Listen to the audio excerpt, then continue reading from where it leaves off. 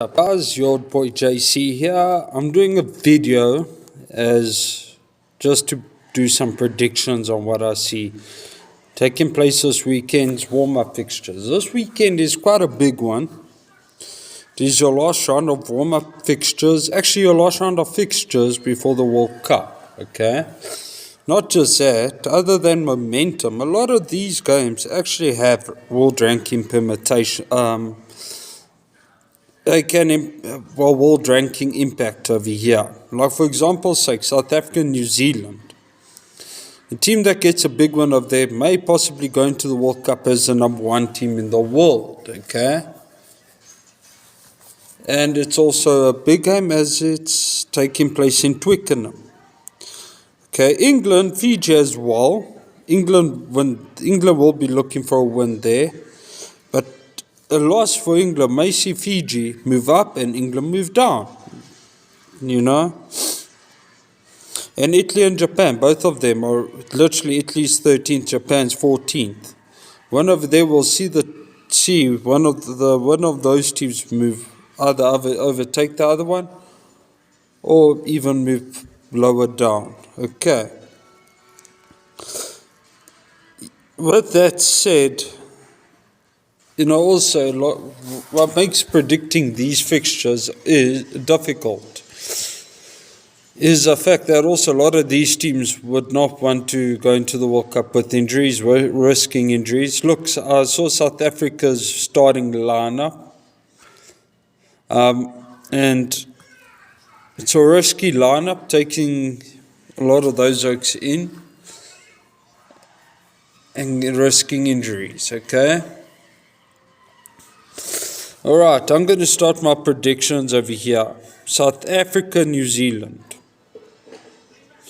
Look, I'm going to go with my inner South African here, I'm going to put South Africa by 7 or less.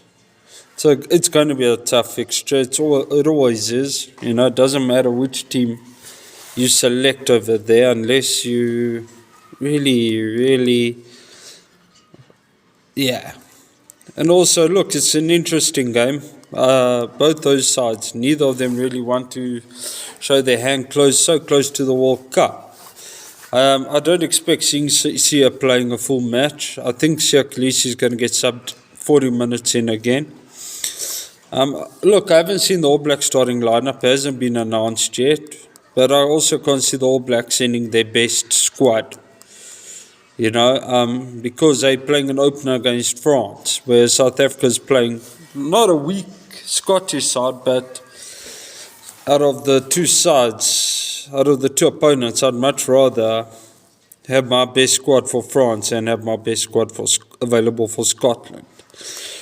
Okay, so the All Blacks are also going to be, as I said, I don't see the All Blacks sending their best squad. I can't see Aaron Smith or Scott Barrett or those Oaks, or Bowden Barrett or Geordie Barrett or Rich Moanga playing that fixture. I believe personally you're going to see Damian McKenzie, those Oaks stretching a few legs before the World Cup, keeping them fit. On the England-Fiji front, okay, that game, I have Fiji winning by 7 or less. Okay, yeah, it's taking place at Twickenham, but the form, if I go by form that both these sides I've seen from both these sides lately, Fiji's looking the stronger of the two. And Fiji will be looking for a big win over here. England, look, although England want to win this, I don't see England having the confidence in them for this fixture. Okay. And also the size of the Fijians. We've seen England's England is lacking in physicality. Their defense has been looking very pedestrian lately, very weak. And especially with the in-house problems with the Bowden Barrett and Billy Vunipola and those blokes going in for a hearing and stuff like that. I think the winner of this fixture will be the team that can keep 15 men on the field the longest.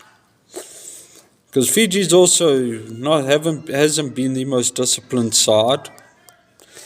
And England, obviously, England's discipline leaves a lot to be desired. Okay, having both, but look, I can be wrong here. I can be very wrong over here. This fixture over here, England lose this fixture, they move. I believe that I haven't seen the permutation on this, but England might be moving down to 8th, and Fiji might be reaching the highest ranking that they've ever had since the rankings were implemented. There you have it. Then you have an interesting fixture, okay? Japan and Italy versus Japan. You have number 13th ranked team taking on the 14th ranked team in the world. Okay. On form, this should be a no-brainer. Italy has been showing good form, as Japan's form is not what it was pre-2019 Rugby World Cup. I have Fiji here winning 15 plus points, but then again, Japan has been known to take scalps of tier 1 teams before. Okay, so don't write off the Japanese here, but my prediction there is Italy 15 plus points. Okay, then you have number 5 Scotland against 11th ranked team Georgia.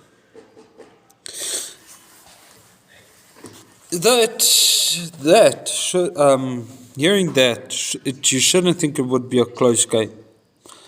But Georgia has taken tier 1 scalps in recent history. They've beaten Italy, they've beaten Wales, they've beaten strong sides. Although Scotland has been showing strong form as well. I have Scotland winning there by 3 or more points. Okay, I'm sure it's going to be more than 3. But I just put there 3 or more just to be safe on the prediction side. A win there for Georgia should see Georgia move up in rankings. Okay? But a win for Scotland, it shouldn't impact the rankings much, as Scotland's playing at home and the ranking gap is quite big between the two sides. Okay. Then you have Ireland versus Samoa.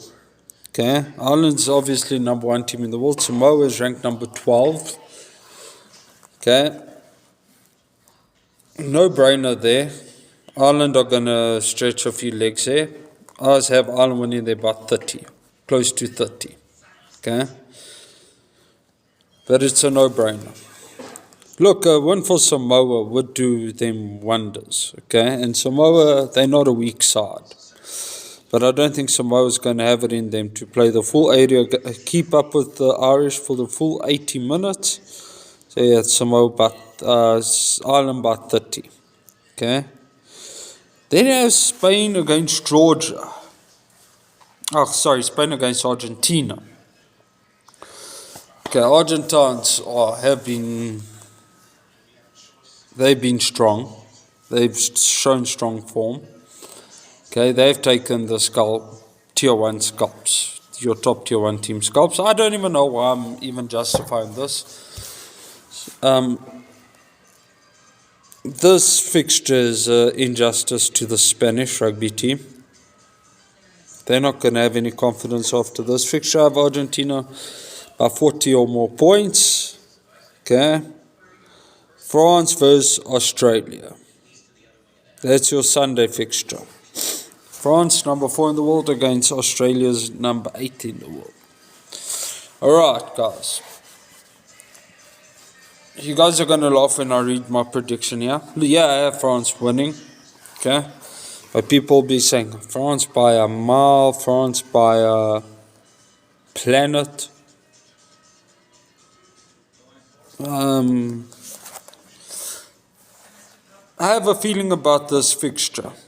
Okay. Remember one thing here. This takes place 2 weeks before the World Cup kicks off. Okay? France will be hosting the All Blacks in the opening game. Okay? France have nothing to gain from this fixture. Absolutely nothing.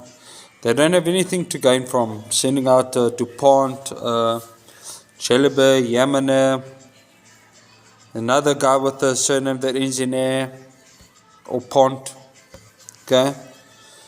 You get what I'm saying? I don't see France selecting their best side for this game. I have France winning this game by 7 or less. But it's not because I'm underestimating the French or overestimating the Wallabies. I'm putting this purely because France will not want to play their full hand here and risk injuries. Okay. With that said, also, Australia is going to go into this game wanting a win.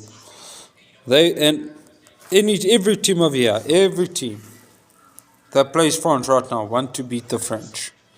Because on paper, Ireland is the number 1 team in the world. But on betting odds, the French are the favourites for the World Cup. So you want to claim that French Cup, you want confidence, and so on and such forth. Which is why I say Australia is going to play here to win, whereas the French are playing here just to get another 80 minutes under their belt. That's why I say France winning by 7 or less. Please let me know what you think in my comment section. Please follow my YouTube channel and like my video if you enjoyed my analysis. Thank you very much, people. Enjoy the rest of the evening and see you the weekend.